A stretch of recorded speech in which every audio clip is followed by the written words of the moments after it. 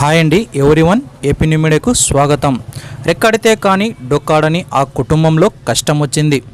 ఆపన్న హస్తం కోసం ఎదురు చూస్తున్న ఆ నిరుపేద కుటుంబం కర్నూలు జిల్లా ఎమ్మిగనూరు మండల పరిధిలోని రాళ్ళదొడ్డి గ్రామానికి చెందిన కటికే చాంద్ బాషా, హుసేన్ బీ దంపతులకు 2 కూతుర్లు, 1 కుమారుడు ఉన్నారు.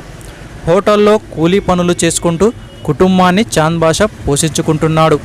పెద్ద కూతురు అస్మద్ బీ 9 సంవత్సరాలు వింత వ్యాధితో బాధపడుతుంది.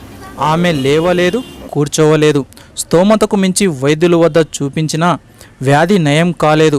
కొద్ది రోజుల క్రితం తిరుపతిలో వైద్యులు దగ్గరకు సంప్రదిస్తే 3 నెలల తర్వాత శస్త్రచికిత్స చేస్తామని తెలిపామన్నారు.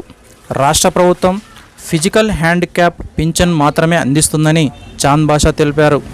రెక్కాడితే కానీ డొక్కాడని ఆ కుటుంబంలో కూతురు ఇలా అవ్వడంతో ఇక్కడ పని చేసుకోవాలా, మళ్ళీ ఆ పసిపాపను చూసుకోవాలి.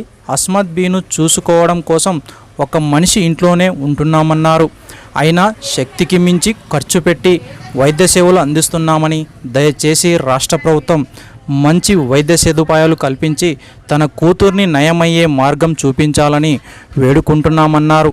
అలాగే ఎవరైనా దాతలు ముందుకొచ్చి వైద్య ఖర్చుల కోసం ఆపన్నహస్తంగా ఆదుకోవాలని కోరుకుంటున్నా అని చాంద్ బాషా తెలిపారు. స్పందించే హృదయాలు ఎవరైనా ఉంటే కటికే చాంద్ బాషా కుటుంబానికి ఆదుకోవాలని కోరుకుంటూ విజ్ఞప్తి చేస్తున్నాం. ఇలాంటి మెరుగైన సమాచారం కోసం ఏపీ న్యూ మీడియాను సబ్స్క్రైబ్ చేయగలరని కోరుకుంటున్నాం.